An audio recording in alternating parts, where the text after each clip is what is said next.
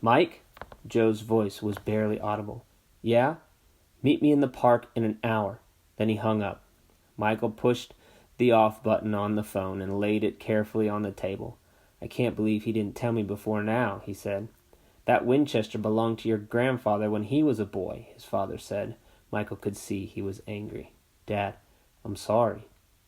"What in the hell were you thinking, loaning that gun to an idiot like Sadowski?" Ralph Healy interjected a light cough. "Well, maybe you could just show us the other 2 rifles for now," he said to Tom McKenzie. Then he turned to Michael. "Don't worry about your Winchester. We'll track it down." By the time Michael left for the park, the tornado had already struck and moved on. The rain that followed lasted for only 15 minutes, and then it was all over. The public park next to the library was where most of the kids from Briarwood Regional hung out during the summer months. Joe was already there when Michael arrived. He found him sitting on an empty pizza box beneath a gnarled old sycamore several yards from where most of the other kids were gathered. Joe held out an empty can of beer in greeting. Michael shook his head and stared down at the wet grass in front of him. Joe pulled the box from beneath him, tore off the top, and handed it to his friend. "Found this over there," he said, pointing to a nearby trash can. Then he sat back on the half of the box that remained. Michael lowered himself onto the cardboard. He had spent the past few weeks avoiding Joe, and yet, when he had nowhere else to turn, this was the person he had called. He realized now that by making up the theft story, he had dragged Joe even further into the dark mire that threatened to swallow them both up. "What did you do with it?" Joe asked. The red bandana he had rolled up and tied around his head was dark with sweat. Michael didn't have to ask what he meant. "Hid it where nobody's ever going to find it." "Where?" The mosquitoes were biting furiously. Michael wished he had sprayed himself with insect repellent before he left the house. He shook his head. "It's better if you don't know." "How come the cops showed up at your house?" "They're checking out everyone within a 4-block radius." He slapped hard at a mosquito. The smack left a red imprint of his fingers on his arm. The ballistics experts narrowed it down to our neighborhood. Joe took a swallow of beer and stared down at the can thoughtfully. "They'll be coming to my house too, then." When Michael didn't answer, he added, "We got to get this stolen gun story straight."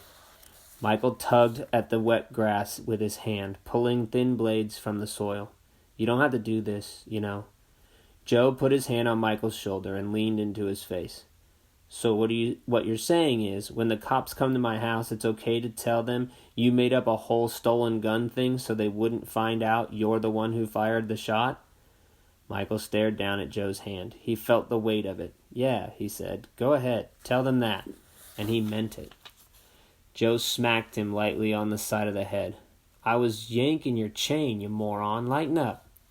Michael felt the full impact of that playful slap. Not the physical pain of it. There was none. What he felt was the desperation behind it. The desperation to keep things as they had always been between them. And to that end, he was sure Joe would stand by him. Tell the lies Michael asked him to tell. Risk whatever lay ahead for both of them. A risk Michael knew his friend did not have to take. And he could not help wondering in that moment if he would have been willing to do the same for Joe. "Hey man, no matter what, you're pretty much home free," Joe said. "They can't prove anything without the weapon. If they got any evidence at all, it's circumstantial." Michael stared up at the old sycamore behind Joe. The base was almost 4 feet in diameter and had 3 trunks growing from it. It reminded him of the ghost tree, but it wasn't as big. He hadn't thought about that place in years, although he and Joe used to hang out there as kids and tell each other horror stories about the great swamp devil. He thought of that now, sitting across from Joe. The difference was that the horror story they shared this time was real. "Well?" Joe was studying him closely. "Well, what?" "So, what do you want me to tell the cops?" He took another long gulp of beer. Michael shrugged. "Same thing I did.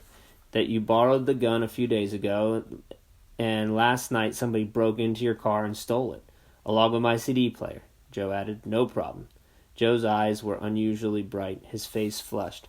Michael had the sudden, disconcerting thought that his friend was actually enjoying all this. The dampness was seeping through the cardboard. Michael stood up, remembering suddenly that Joe had lost his job. "How'd you manage to get fired?" he asked.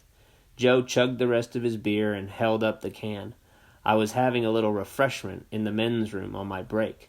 "They caught you drinking on the job?" Michael shook his head. "No, man. They caught me drinking on my break."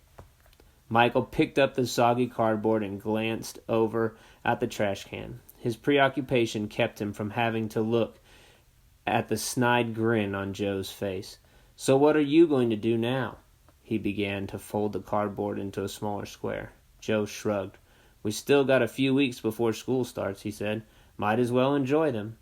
Michael had taken only a few steps toward the trash can when he spotted the police car by the drive-up book drop in front of the library. Doug Boyle, now in his regular uniform, was crossing the park to where a group of friends sat in a tight circle playing cards by flashlight. Joe had seen him too. He crushed the beer can with his foot and kicked it into the bushes. "I'll call you later," he told Michael, heading toward the sidewalk. Then he cocked his head in the direction of Doug Boyle. "Well, move it, man. You just going to stand there?" He shook his head in disbelief. "Haven't you seen enough of the hangman for one night?"